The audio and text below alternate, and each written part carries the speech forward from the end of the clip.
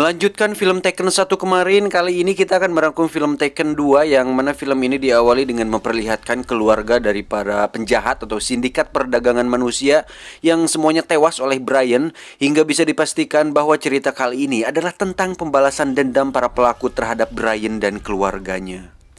Pertanyaannya, apakah Brian mampu atau tidak melindungi keluarganya yang merupakan beban tersebut? Kita lihat saja. We will find him. Brian sendiri terlihat sedang mencuci mobil di bengkel Joya, di mana beliau langsung pergi ke rumah Lenny untuk menemui anaknya Kim dengan tujuan untuk mengajarinya menyetir agar Kim bisa mendapatkan surat izin mengemudi. Namun ternyata Kim tidak ada di sana karena sedang pergi ke rumah pacarnya, di mana Brian langsung menuju ke sana menggunakan GPS yang sudah disetting di ponselnya Kim. Sesampainya di sana, Kim pun langsung diajak pulang, di mana si pacar terlihat cukup canggung karena perawakan Brian yang cukup tinggi besar. Masih sama seperti di film pertama, Kim selalu saja bersikap ngeyel dan tidak mau diatur, apalagi setelah tahu bahwa ponselnya dipasangi GPS. Harusnya bersyukur ya punya sosok ayah yang melindungi dan menjaga. Ini malah kayak gitu, Kim dewasa dikit atuh Kim, kayak saya. Aduh. Padahal Aing juga kekanak-kanakan sih. GPS. I had it installed in your phone. I'm sorry, it's just... Sesampainya di rumah, Brian pun langsung menghubungi temannya yang bernama Sam untuk mencari tahu latar belakang dari pacarnya Kim, di mana Sam ini bekerja di lembaga keamanan yang memiliki akses untuk masuk ke dalam data kepolisian. Saat masuk rumah, Lenny pun terlihat muyung dan manyun, di mana dia sedang bertengkar dengan suami barunya dan curhat kepada Brian yang notabene adalah mantannya. Salah siapa dong? Cerai sama tokoh utama kan? Sekarang kerasa punya suami baru kayak Bagong. Thought it'd be nice for Kim and I to be away together, away from all the tension. Untuk menenangkannya, Brian pun tawar gatra, di mana dia mengajak Lenny dan Kim anaknya untuk pergi ke Istanbul, di mana Brian memiliki pekerjaan di sana untuk menjaga seorang sultan selama beberapa hari. Namun karena tak ingin merepotkannya, Lenny pun menolaknya. Adegan berpindah ke Paris dan kalian pasti masih ingat dengan Jen yang merupakan temannya Brian yang membantunya mencarikan para pelaku yang menculik Kim anaknya di film pertama kemarin, di mana Jen didatangi oleh para keluarga pelaku untuk mencari tahu di mana Brian berada, dan setelah disiksa habis-habisan, Jen pun terpaksa mengatakannya.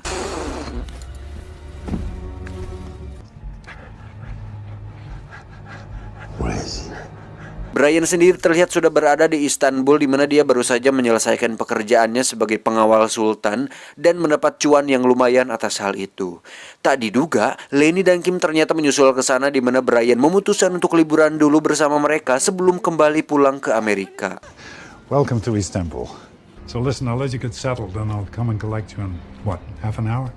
Okay. Singkat cerita, setelah mereka puas bersenang-senang, pergi ke diskotik, menjemur baju, jalan-jalan di pantai Cipatuja, akhirnya semua itu pun akan berubah menjadi mimpi buruk tatkala kelompok tersebut terlihat sudah berada di hotel tempat Brian dan keluarganya menginap. Brian yang selalu waspada sempat mencurigai pelaku, namun dia menghiraukannya. Kim sendiri terlihat lelah dan memutuskan untuk berenang di kolam renang hotel, sedangkan Brian dan Lenny sang mantan memutuskan untuk pergi berdua saja dalam rangka untuk menjalin kembali kisah asmara yang telah kandas. Aduh. The daughter is staying here, so what can we do? I want all three of them. Menyadari ada sebuah mobil yang mengikutinya, Brian pun memberi instruksi kepada Lenny untuk turun dan kembali ke hotel, kemudian membawa Kim ke pihak keamanan hotel. Sedangkan Brian memancing para pelaku untuk mengejarnya. Hingga saat turun dari mobil, Brian pun terlibat kejar-kejaran dengan para pelaku untuk kemudian terjadi perkelahian. Namun yang mengapeskan, Lenny berhasil tertangkap oleh para pelaku tersebut. Sadar bahwa mereka berdua sudah pasti tertangkap, dengan tenang Brian pun menelepon Kim untuk memberitahunya bahwa dirinya dan ibunya akan diculik. Dan tak lama lagi, Kim juga akan diincar untuk kemudian Kim diminta untuk masuk ke dalam sebuah lemari yang terdapat di kamarnya. Dan itulah hebatnya sosok ayah seperti Brian, tenang, kalem, tapi masih tetap fokus.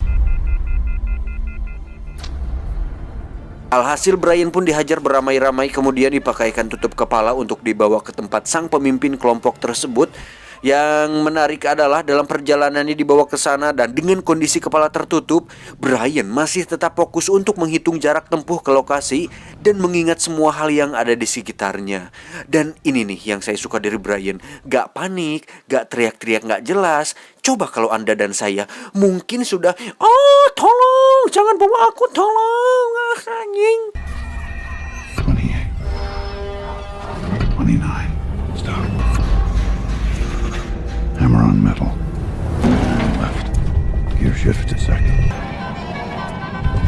Kim sendiri terlihat dengan cepat lari menuju ke kamarnya, di mana Kim masuk ke kamar sebelah dengan melewati jendela dan berusaha berjalan di sesengkedan, anjing apa ya namanya, semacam dak atau tepian gedung yang di mana Kim berhasil masuk ke kamar ayahnya dan bersembunyi di dalam lemari. Kembali ke Brian, di mana dia terikat di sebuah gedung kosong, di mana di situ ada satu penjaga di luar, dan dengan cepat Brian mengeluarkan ponsel kecil di dalam kakinya, di mana ponsel tersebut sudah dia siapkan, yang mana hal itu merupakan protokol standar yang biasa dilakukan oleh seorang mantan agen khusus.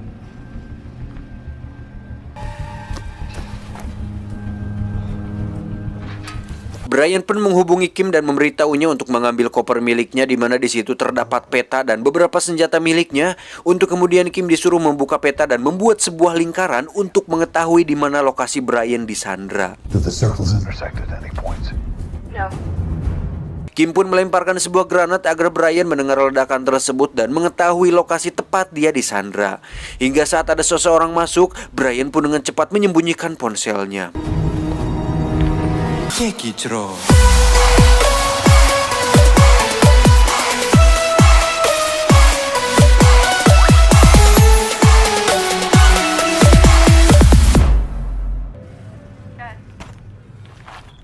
Kim sendiri langsung mencoba untuk mendekati lokasi ayahnya, di mana dia mengambil baju dari loker dan segera pergi dari sana. Brian sendiri dihampiri oleh sang otak dari semua ini yang merupakan ayah sekaligus kakek dari pelaku yang telah Brian bunuh, di mana dia menuntut balas atas semua yang telah Brian lakukan. To give them justice. You mean to give them revenge? Dan agar Brian merasakan apa yang kakek itu rasakan, Brian pun harus melihat Lenny menderita, di mana lehernya disayat kecil kemudian digantung dengan posisi nunggir atau terbalik, yang membuat Lenny akan tewas karena kehabisan darah.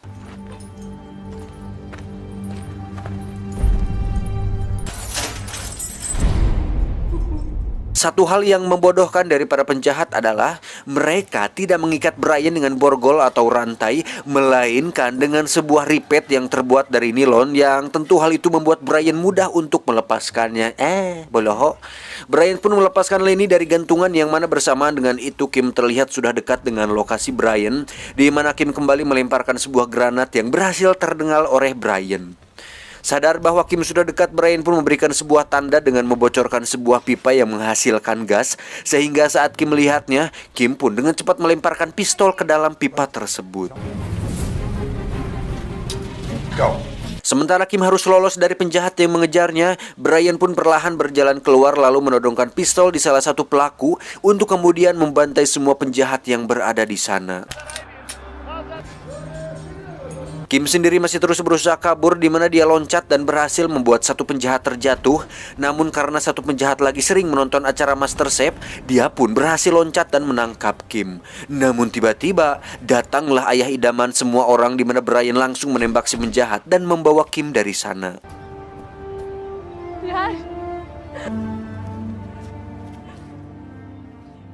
Dengan mobil taksi curian, Brian pun menyuruh Kim untuk menyetir, di mana Brian turun untuk membawa Lenny, namun dia sudah terlanjur dibawa oleh para pelaku.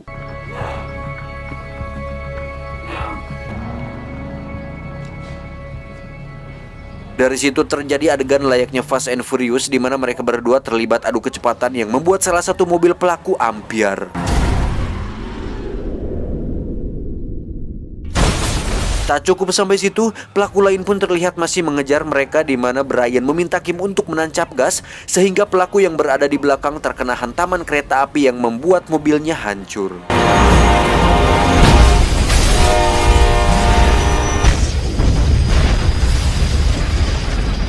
Dirasa Kim tidak aman jika terus bersamanya, Brian pun pergi ke kedutaan dengan menerobos pihak keamanan untuk kemudian menelepon Sam dan memintanya menghubungi kenalannya yang berada di kedutaan. Hey, Bri. Call someone to make sure we don't get shot. Yeah, of course. Selanjutnya Brian pun memutuskan untuk menyelamatkan Lenny sendirian, di mana dia sendiri sebenarnya tidak mengetahui lokasi di mana Lenny disandra. Namun dengan memori tajam dan instingnya, Brian pun mencoba untuk mengingat di mana dia pernah dibawa tadi.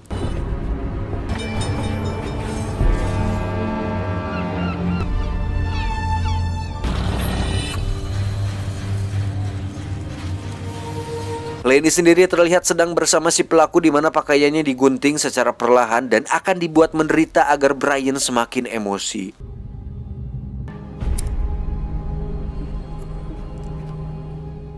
Brian sendiri akhirnya menemukan lokasi mereka di mana dia berubah mode menjadi seperti Baba Yaga dan membantai satu persatu para pelaku dengan cara yang cukup brutal.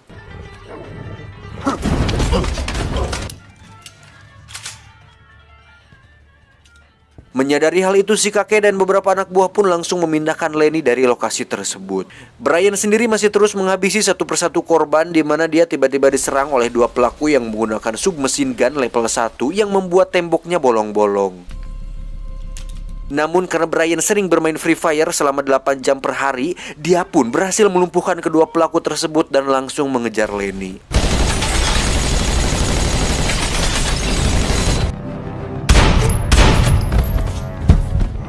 Dengan insting tajam dan petunjuk dari produser, Brian pun akhirnya melihat Lenny tengah terkapar, di mana itu adalah sebuah perangkap yang membuat Brian dan si penjahat saling todong-menodong.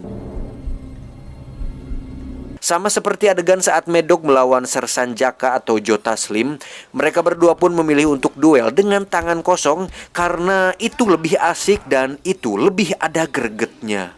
Namun sudah jelas si penjahat bukanlah tandingan Brian, di mana kepala si penjahat terbentur tembok dan harus tewas dengan tenang seperti kentut yang malu-malu kucing.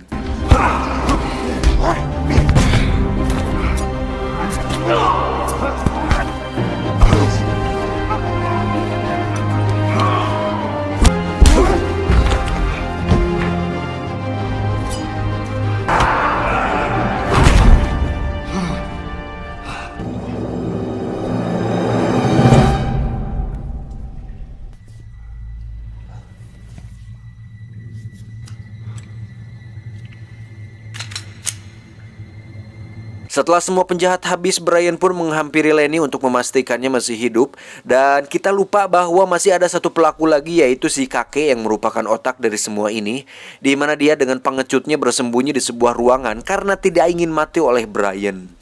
Dan dengan bijaksana Brian pun memberikan si kakek kesempatan untuk hidup, di mana dia meletakkan pistolnya di sana. Namun saat Brian akan pergi, si kakek dengan watadosnya mengambil pistol tersebut untuk menembak Brian. Namun ternyata Brian sudah mengambil pelurunya, di mana Brian akhirnya memutuskan untuk membunuh si kakek karena tahu jika dia dibiarkan hidup, maka si kakek akan terus mengejarnya. Maaf atuh kek ya.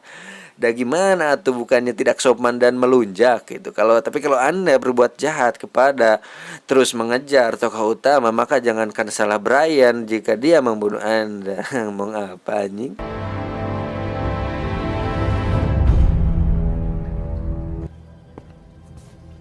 Lenny, I'm here. We're all safe. Dan setelah semua ini selesai, mereka pun pergi ke sebuah kafe yang berada di tepi pantai dan bercengkrama dengan riang bersama pacarnya Kim. Tanpa mereka sadari, akan ada bahaya lain yang datang di film ketiganya. Tamat ending yang membagongkan. Secara keseluruhan filmnya gimana ya, masih tegang yang film pertamanya sih kalau menurut saya yang kemarin. Soalnya bahaya yang ditimbulkan jauh lebih besar yang pertama, terus lebih membuat emosi yang pertama karena si Kim diculik anaknya, nggak tahu apa-apa tiba-tiba diculik. Di sini kurang beradrenalin kalau buat saya pribadi, jadi kayak 50-50 kalau di film kedua ini. Soalnya para penjahat ya melakukan apa yang harus dilakukan, yaitu balas dendam. Jangan salahkan si penjahat gitu. Kalau mereka balas dendam, soalnya kan keluarganya udah dibunuh semua sama si Brian. Jadi nggak ada motivasi kuat gitu dalam sosok si Brian-nya. Menit-menit awal juga lumayan boring dan lama kalau nonton film aslinya. Terus udah kayak ketebak aja gitu penjahatnya mau ngapain. Tapi overall cukup menghibur dan menegangkan. Good job lah, semoga di film ketiganya lebih seru, kita tunggu saja.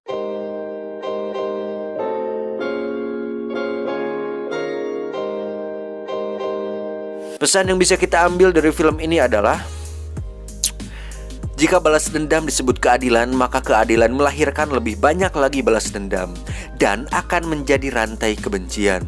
Hiduplah di dalamnya, sadar akan masa lalu, memprediksi masa depan. Itulah artinya mengenal sejarah, kata Naruto. Saya John undur diri, adios.